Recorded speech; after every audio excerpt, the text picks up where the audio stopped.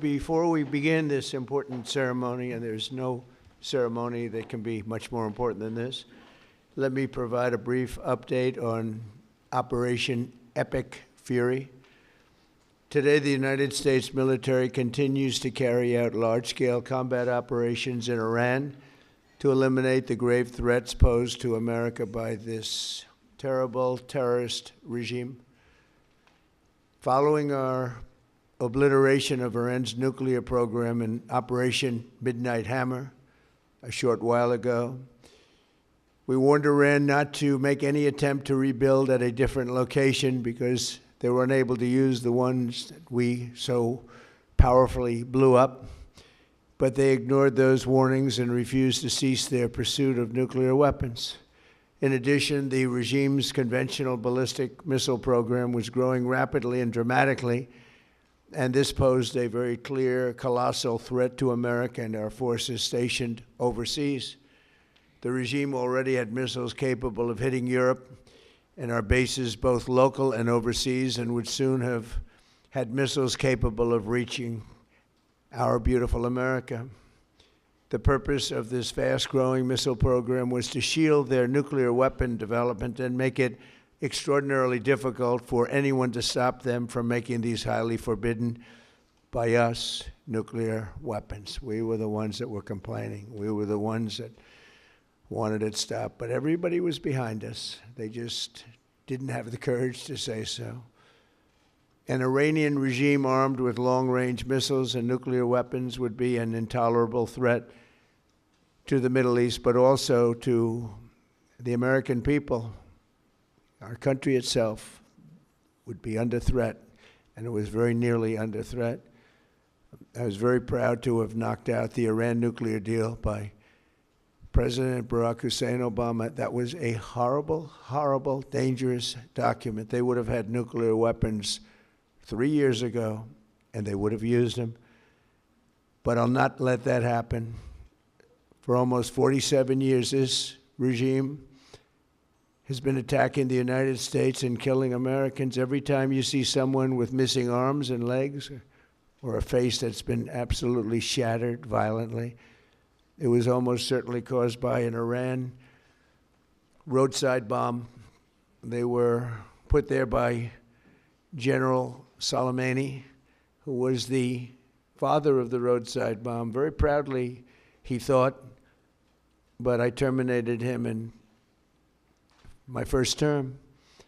This was our last best chance to strike what we're doing right now and eliminate the intolerable threats posed by this sick and sinister regime. And they are indeed sick and sinister. Our objectives are clear. First, we're destroying Iran's missile capabilities, and you see that happening on an hourly basis, and their capacity to produce brand new ones, and pretty good ones they make. Second, we're annihilating their Navy. We've knocked out already 10 ships. They're at the bottom of the sea. Third, we're ensuring that the world's #1 sponsor of terror can never obtain a nuclear weapon. Never going to have a nuclear weapon. I said that from the beginning. They're never going to have a nuclear weapon. They were on the road to getting one legitimately through a deal that was signed foolishly by our country. And finally, we're ensuring that the Iranian regime cannot continue to arm, fund, and direct terrorist armies outside of their borders. And we thought we had a deal, but then they backed out. And they came back, and we thought we had a deal, and they backed out. I said, you can't deal with these people. You got to do it the right way. Today, we grieve for the 4 heroic American service members who have been killed in action and send our love and support to their families. In their memory, we continue this mission with ferocious, unyielding resolve to crush the threat this terrorist regime poses to the American people, and a threat indeed it is. We have the strongest and most powerful by far military in the world, and we will easily prevail.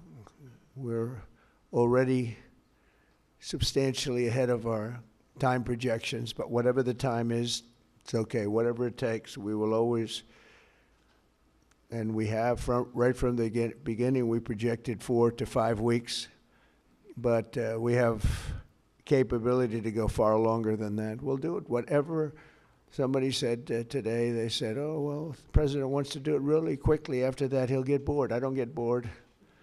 There's nothing boring about this. Do you agree with that, Pete? I don't think there's anything, Mr. General. I think there's nothing boring about it. Somebody actually said from the media, "I think he'll get bored after about a week or two." No, we don't get bored. I never get bored. If I got bored, I wouldn't be standing here right now, I guarantee you that, to go through what I had to go through. We also projected 4 weeks to terminate the military leadership, and as you know, that was done in about an hour, so we're ahead of schedule there by a lot. But please join me in thanking every American service member who bravely is standing in harm's way. They really are incredible, and I just want to thank you. We have a lot of them right here. Thank you very much. Thank you.